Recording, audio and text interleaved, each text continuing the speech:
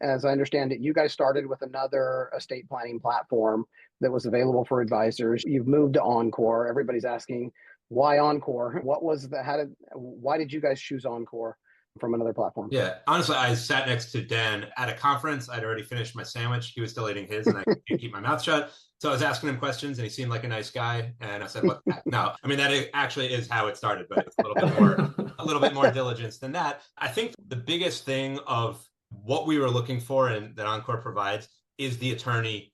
There's more checks and balances through attorney review, right? The fact that the documents you guys are looking at them, the attorneys in the network for 5 days. We're not a law firm, and I'm cognizant of that. And we want to build this one-stop shop, but we want to be cognizant of what we don't do. And I really like that you guys seem to be, and have proven to be, yes, you're a platform, but you're not trying to ignore or weed out the attorney as part of it. In fact, you're building the platform with the intention that the attorney is involved at multiple steps throughout the way. And as you know, running all of this, but not being attorney myself, like the scariest part is, hey, are we walking too deep into something that we don't totally know? So the idea that there are more checks and balances, it's going to take a little bit more time, even the idea that you're paying by the plan, right? And I'm not talking that it's economical, it's not, but there is something just inherently logical of we're paying when things get done. And for each plan, because each plan is valuable, the platform as itself is not the valuable piece. And I just think it checked a lot of boxes. It checked a lot of those boxes from my vantage point. And obviously, Carrie looked herself, and the documents themselves were great and matched what she needed.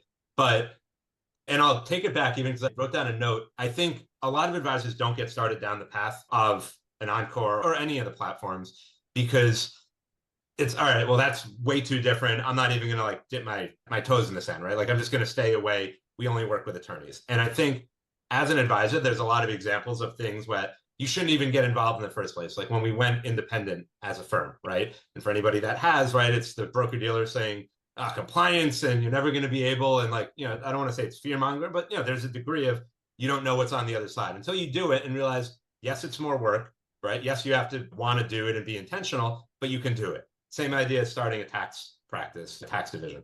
And same thing as we started going down this road. So to any advisor, I would say, one, use the platform for yourself, right? Like instead of it being in the hypothetical of, well, I'm not an attorney, we don't have an attorney, so how are we going to be able to use this? Use the platform, walk up to the line and understand to be able to see the difference of education versus actually providing legal advice. And then once you do that, my opinion, yes, Encore is the right fit because there are so many of those extra, I keep saying checks and balances, attorneys review. It's built to go slow and methodical rather than, which is how we're trying to do this, rather than let's try to get 1,000 people through the platform as quick as possible. And that really resonated with me to make sure we're walking before we're running. Yeah. Carrie, anything from your perspective to add there on the why Encore? Having been an estate planning attorney, I will say that I used a software planning program for estate planning as an attorney. Yeah. Okay, yeah. So just put that out there. Obviously a lot different, but with the estate planning platform, and I saw there was a question pop up about do clients think about it being a platform or something. Not so much. They really are just wrapped up in getting something in place, honestly. With the estate planning platform, well, one of the things I can tell you from my perspective, and the clients really aren't interacting so much with Encore. And so I like that. I like to be the one that is leading the charge here. And that was a difference from the previous, what we were using previously, where it was more on the client. So that was really the biggest thing, because when I came in and I was trying to figure out our processes, the biggest bottleneck was just getting the client to move forward. And the poll showed that, and procrastination and this and that. So that was number one for me. The other is just in using it, that the support is excellent. There's the chat, there's email. It's really quick, and it's something that's helpful.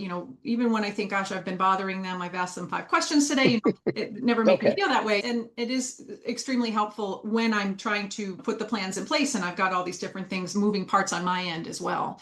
So that the deed preparation was a big deal, because that's another bottleneck area where, funding the trust. Yeah, it's one thing to get the accounts properly titled, which is also sometimes difficult, but the real property, that was something where it was stalling before. So those are the 3 biggest things, just the fact that I get to make it happen. Support's great. The deed preparation is really the game changer as well.